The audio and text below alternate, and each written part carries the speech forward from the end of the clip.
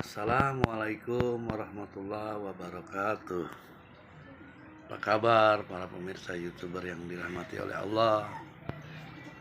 Pada kesempatan yang berbahagia ini, Al-Fakir mengucapkan kepada para pemirsa YouTuber semoga diberikan kesehatan, kemurahan rezeki, dan senang menjalankan aktivitasnya. Baiklah, kali ini Al-Fakir mendapat satu masukan dari Dr. Sugeng Sugiarto yang menurut Al-Fakir sangat real dan masuk di akal.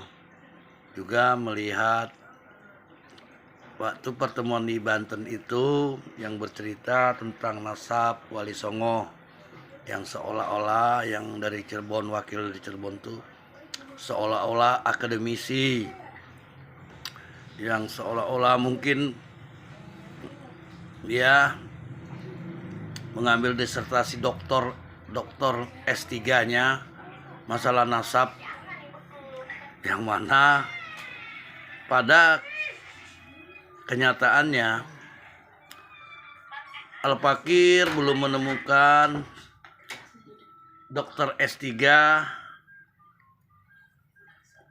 sejarah pernasapan. Namun kalau disertasi sarjana fikih, sarjana Islam, sarjana hadis, namun kalau sarjana nasab, Al-Fakir belum pernah menemukan.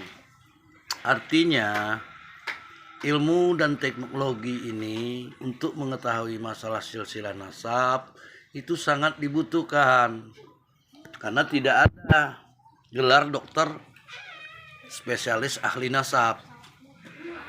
Dan di fakultas-fakultas manapun yang ada di seluruh dunia ini, baik itu di Al-Azhar sama sekalipun, kita tidak akan pernah menemukan sarjana ahli nasab. Yang ada tuh sarjana ahli hadis. Bisa dikiaskan, kalau sarjana ahli hadis artinya mereka merunuti sejarah turunnya hadis. Dan kalau secara spesifik sarjana nasab itu tidak ada.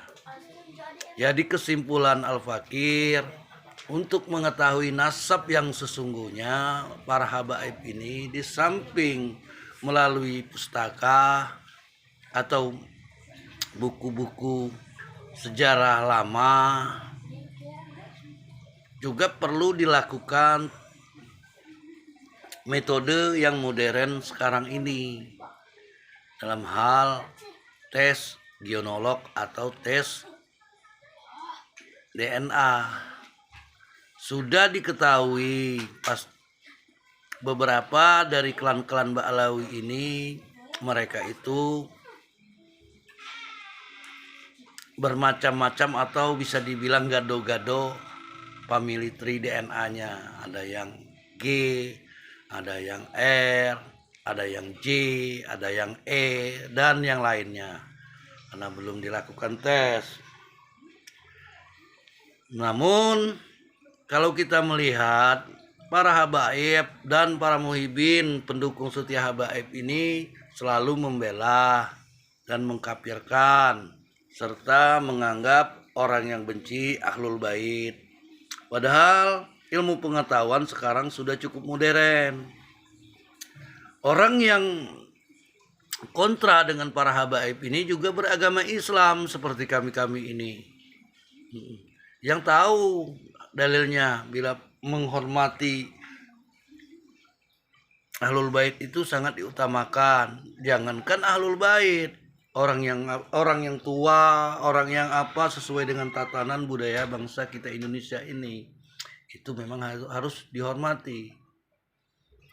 Namun memaksakan kehendak, mengagung-agungkan diri sebagai keturunan Rasulullah, namun pada kenyataannya omongan ibarat menjilat air ludah sendiri, seperti yang dilakukan oleh Habib Rizik. Namun tiba-tiba mantunya Hanif fatwakan haram hukumnya tes DNA.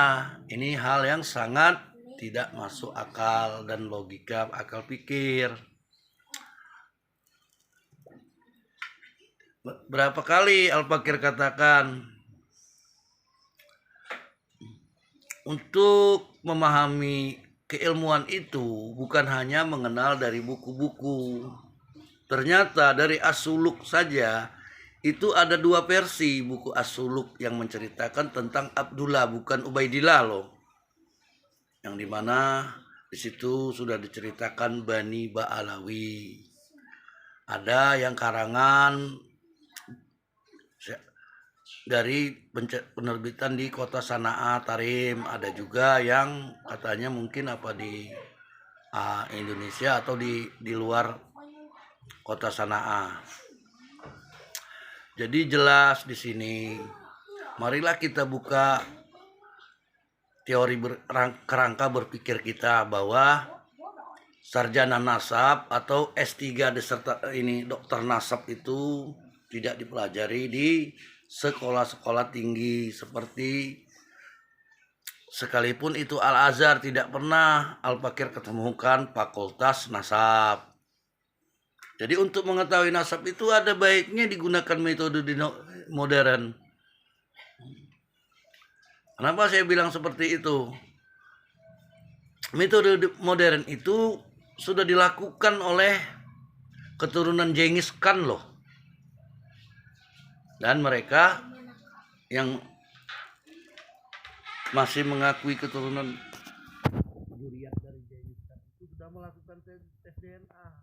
Tes DNA itu adalah suatu upaya untuk menguji kebenaran dari pustaka-pustaka tersebut. Apabila masih ada pro dan kontra, maka itulah solusi yang tepat untuk dijalankan. Kembali lagi terhadap buku As-Suluk yang dibahas, yang menceritakan tentang Bani Ba'alawi itu. Ada 2 versi, itu menurut Dr. Manakem Ali. Yang satu sudah diceritakan, tadi ada 3 pilihan bahwa Ubaidillah ini anak menantu, kalau menurut teori-teori sejarah Kristen lama di Yaman. Yang kedua bisa jadi Ubaidillah ini adalah tokoh fiktif. Dan yang ketiga perlu pembahasan lebih lanjut menurut Dr. Manakem Ali, itu menurut cerita buku yang digambarkan dari As-Suluk ini. Namun yang satunya lagi itu masih dipegang oleh Dr. Manakem Ali yang mengetahui bahwa ada 2 versi kitab catatan sejarah As-Suluk itu. Kenapa di sini para habaib itu seperti takut sekali untuk melakukan tes DNA? Yang ada hanya debat kusir, dan sekarang tidak ada satu orang pun para habaib itu yang kemarin-kemarin seolah-olah dengan PD-nya menunjukkan, apalagi Habib Nopel yang selama ini saya kagumi. Ternyata setelah dikritik masalah nasabnya dengan sangat berang dan bukan ini lagi yang diceritakannya, malah menunjukkan pohon-pohon nasab yang dari Rabita Al-Alawiyah. Rabita Al-Alawiyah ini juga tidak mampu menjawab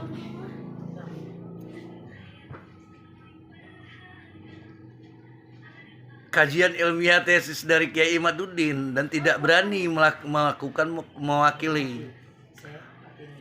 Padahal dengan terang-terangan Habib Rizik kan waktu itu kan untuk menguji seseorang itu keturunan Rasul atau bukan dengan melakukan tes DNA. Namun pernyataan tersebut dibantah sendiri oleh saudara Hanif, menantunya Habib Rizik.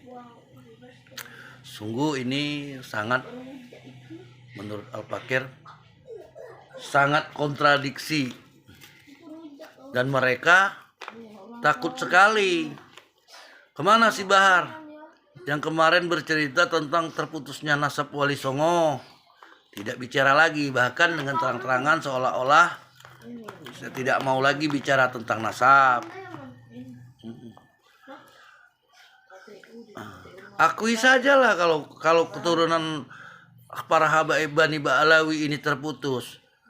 Artinya masyarakat akan tidak akan terjadi gonjang-ganjing lagi dan tahu bahwa kalian itu bukan keturunan Rasul. Dan apabila kalian itu memang benar mengajarkan ajaran Islam yang benar, kami tidak memandang Al-Fakir, kami Pemulung Nusantara ini tidak memandang Anda keturunan habaib atau bukan. Yang jelas kami anggap Anda itu adalah ustadz, orang yang memberi pencerahan.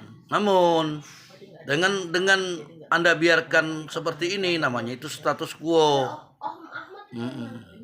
Anda tidak, para habaib Bani Ba'lawi tidak mampu menjawab, selalu dengan alasan dan cerita-cerita seolah-olah buat framing bahwa kami ini pembenci Ahlul Bait. Namun pada kenyataannya Anda sendiri tidak berani menerangkan secara ilmiah. Terangkan dong secara ilmiah agar masyarakat tahu. Jawab, jangan hanya jawaban yang tidak masuk akal. Malu dong, para habaib yang derajatnya tinggi ternyata palsu. Saya lihat ini banyak sekali ini para pembela para habaib ini yang memframing di YouTube atau studio seolah-olah tidak itu. Namun mereka tidak pernah tersentuh dan tidak mau tahu bahwa tidak ada pakar atau fakultas nasab itu, tidak ada dokter disertasi nasab itu, tidak ada. Apalagi yang kayak di Banten kemarin yang seolah-olah siapa yang warga dari Cirebon itu seolah-olah ilmiah. Namun kenyataannya hanya bisa menyalahkan sebagian daripada mereka. Namun tidak ingin membuktikan, artinya ilmu pengetahuan itu berkembang. Lur, Ba'alawi, ilmu pengetahuan itu berkembang. Jangan hanya dikangkangi sendiri. Kebohongan makin lama makin muak masyarakat. Jujurlah, kalau bukan dari keturunan Nabi, maka polemik ini akan segera berakhir. Dan kami tetap menghormati, warga pribumi Nusantara ini akan menghormati apabila memang. Namun hentikanlah cerita halu-halu, cerita hurapat, cerita pengkaburan sejarah. Tujuannya tidak ada lain ini untuk meninggikan klan kalian. Jadi kami pribumi ini bebas dari penjajahan Belanda, sekarang dijajah oleh para habaib, terutama jelas sekali di Pulau Jawa. Karena para muhibin ini apabila sudah mendengar Anda itu Ahlul Bait, tak ada darah Nabi, walaupun tanpa penelusuran yang jelas, maka para muhibin ini akan sangat percaya sekali. Jangan dihancurkan Bhinneka Tunggal Ika ini, bersatu-satu tetap beda juga itu. Bahkan kemarin tuh salah satu habaib Rumail bercerita bahwa Soekarno dikelilingi oleh orang-orang bodoh. Dia tidak tahu Muhammad Hatta itu sebagai bapak koperasi. Dia tidak tahu berapa banyak orang-orang pintar yang ingin pencetus kemerdekaan ini. Agus Salim, Sultan Syahrir, termasuk DN Aidit sendiri, Tan Malaka. Bahkan dia dengan terang-terangan bela Habib Usman bin Yahya adalah pegawai negeri biasa di zaman pemerintahan Hindia Belanda, dan itu sah itu menurut Belanda. Namun menurut warga pribumi yang dari zaman Perang Diponegoro, zaman Sultan Mahmud Badarudin, Teuku Cutnyadin, Patimura, itu sudah berjuang melawan penjajahan, terutama penjajahan Belanda. Paham? Marilah jernihkan cerita ini, terangkan dengan seterang-terangnya. Andai para habaib itu bisa menerangkan silsilah sejarahnya, kenapa bisa sampai